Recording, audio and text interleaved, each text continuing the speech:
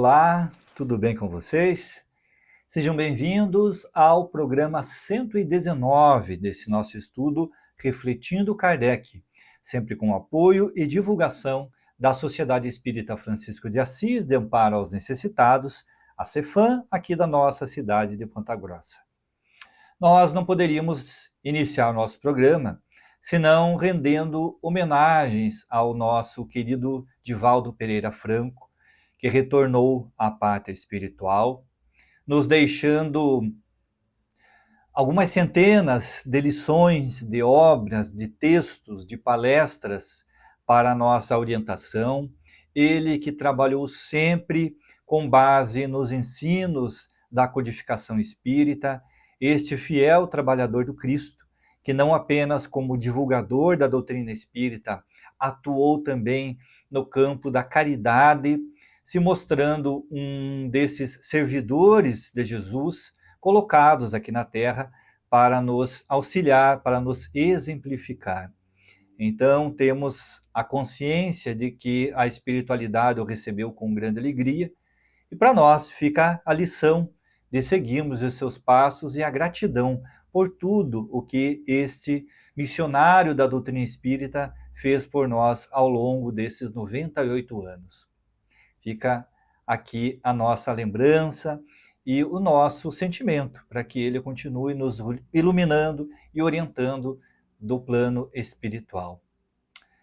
Continuando o nosso estudo sobre o fantasma da senhora Clairon, então, Revista Espírita, fevereiro de 1858. Na semana passada, chegamos no momento em que ela, junto de um amigo, já, como ela diz, acostumada com o seu fantasma, se colocaram numa janela, na janela onde sempre ocorriam aqueles fenômenos, e receberam ali uma espécie de um tiro de fuzil. Diz ela que perceberam o clarão e, além disso, foram também atirados para dentro do quarto, caindo no chão daquele cômodo. Bem, permaneceram nesse estado por alguns minutos, uma espécie de desmaio, e quando acordaram, quando retornaram a si, estavam ilesos, não havia nenhuma marca deste possível tiro, nenhum ferimento, mas algo muito curioso. Eles estavam sentindo em seus rostos que haviam recebido um tapa, uma bofetada. Então, ela sobre a face direita e ele sobre a face esquerda. Nós recordamos que há alguns dias estudamos também uma história da Revista Espírita em que o espírito havia dado uma bofetada em uma pessoa. E aqui ela também sentiu. Mas o que causa uma certa surpresa é que, ao final desse relato, ela diz que, passado o susto, nos pusemos a rir como dois loucos. Não sei se vocês percebem, mas dá a impressão que a senhorita Clairon, de alguma forma, debocha ou se sente muito à vontade com esses fenômenos. Será que é isso mesmo? Vamos seguindo a história. Passados 2 dias, ela estava numa pequena festa à noite e caminhava sempre com uma serviçal, alguém que lhe cuidava dos afazeres.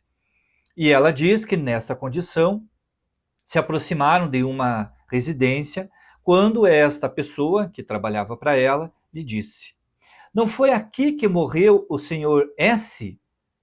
Lembremos que esse senhor S é aquele admirador da senhorita Clairon.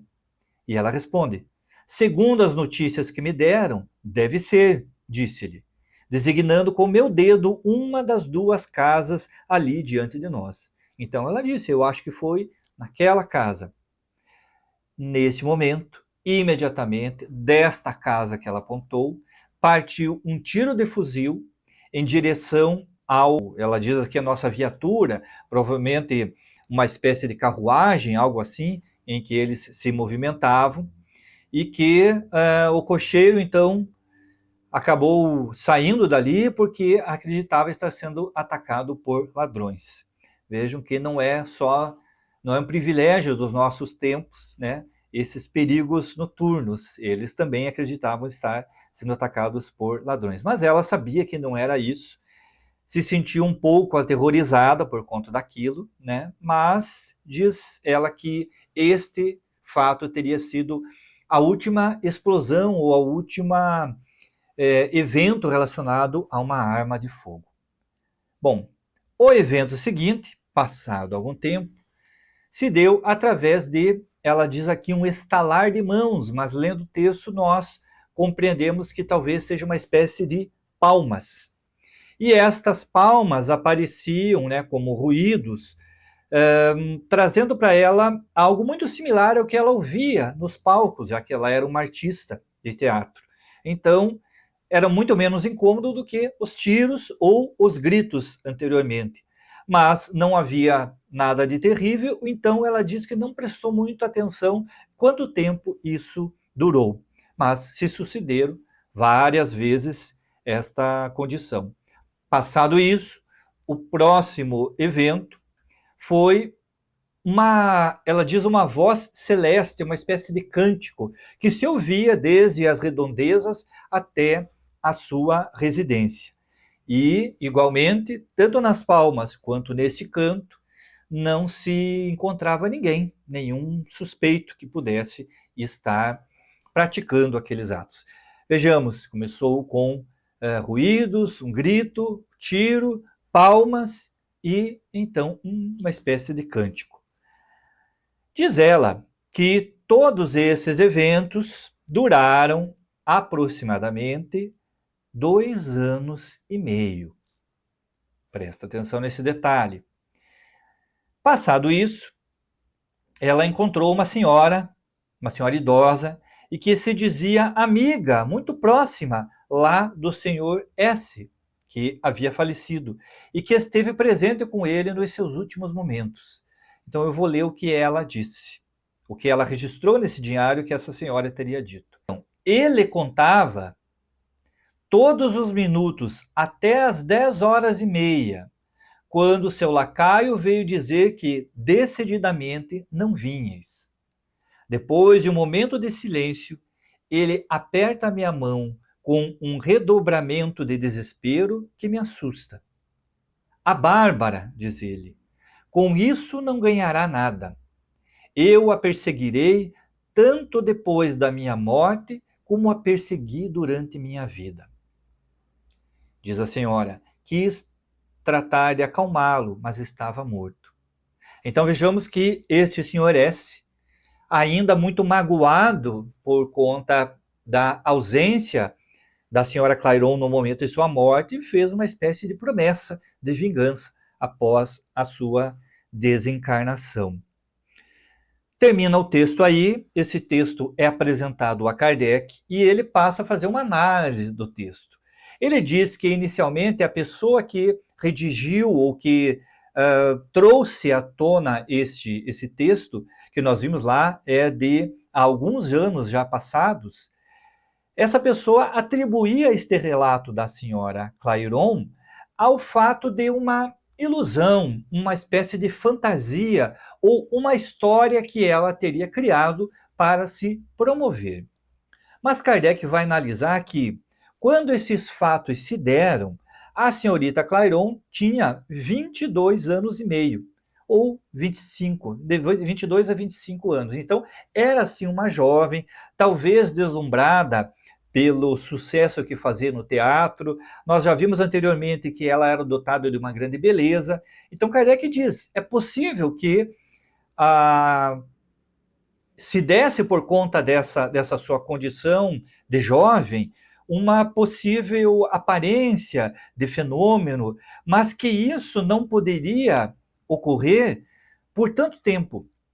Se fosse apenas um evento narrado, mas algo que Outras pessoas viam, e Kardec deixa bem claro, até mesmo a polícia presenciou vários desses fenômenos.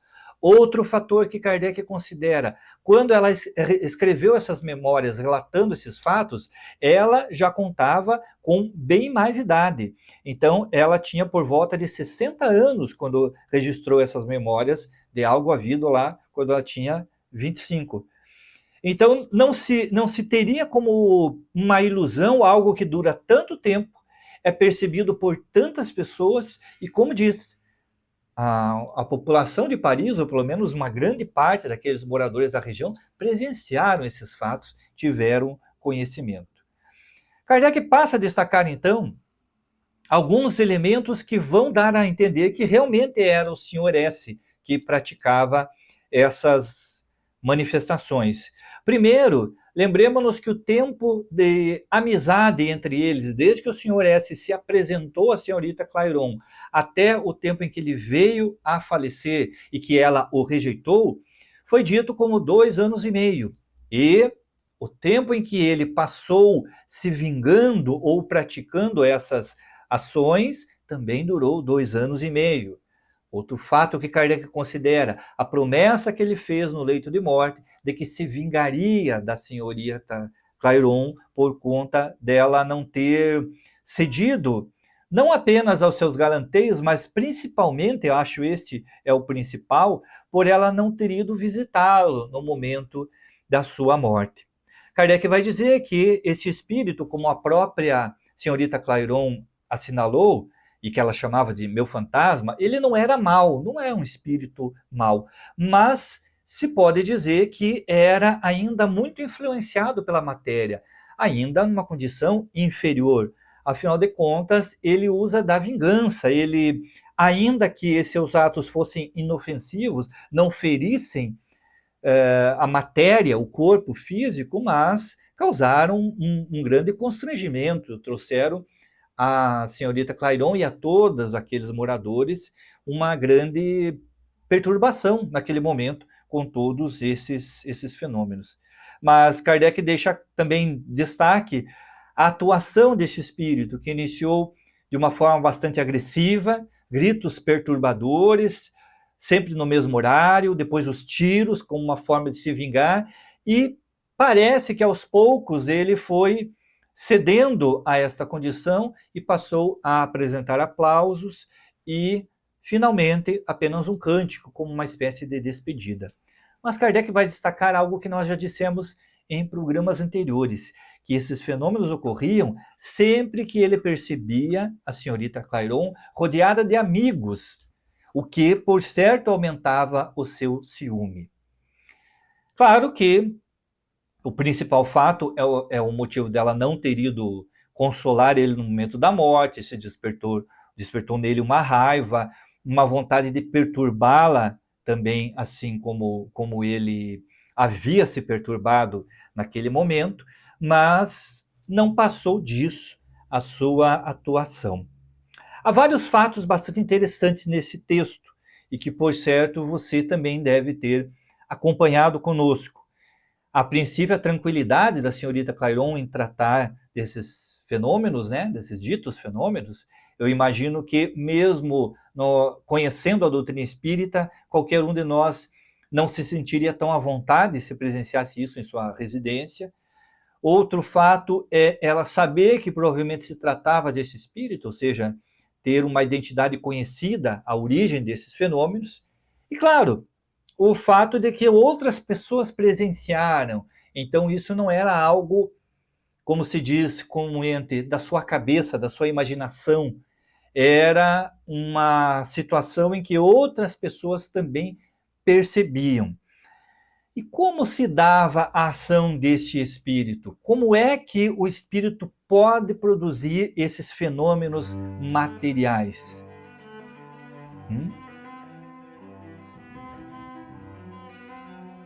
A produção de sons, de ruídos e até mesmo de alguma luminosidade não é exclusiva da história da senhorita Clairon. Nós encontramos na Revista Espírita outros relatos desses fenômenos. Em um deles, Kardec vai trazer uma possível explicação.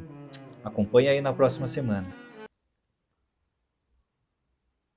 Aguardo você na próxima semana para nós continuarmos estudando a respeito do fantasma da senhorita Clairon. Ou quem sabe trazendo uma outra história que possa explicar melhor esses fenômenos. Que Jesus abençoe o seu lar, tenha uma ótima semana e nos vemos aqui na próxima sexta-feira. Tchau!